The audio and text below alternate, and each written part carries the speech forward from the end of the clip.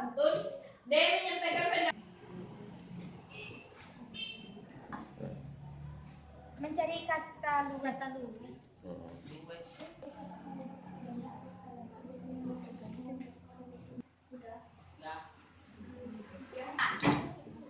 Penyampaian negosiasi memenuhi kriteria berikut, kecuali dalam D. Lugas, E. Subjektif. Memenuhi kriteria berikut, kecuali A. Logis, B.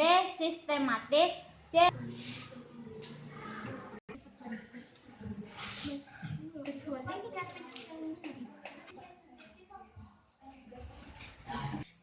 Seorang negosiator A. Subel, B. Pemurah, C. Terpercaya, D. Dami. Seorang negosiator harus mempunyai sifat berikut, kecuali A. Subel, Web. Negosiasi berasal dari bentukan A. Negosiasi tambah asi, B. Negasi tambah iasi. Baiklah, saya ulangi soalnya. Kata negosiasi berasal dari bentukan C. Negoi tambah asi, D. Nego tambah siasi.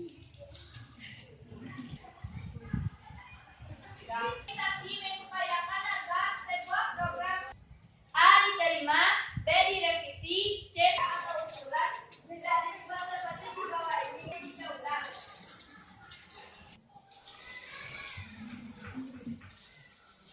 Soal berikutnya, dalam menyampaikan alasan bernegosiasi, C. Tahu mau kalah, D.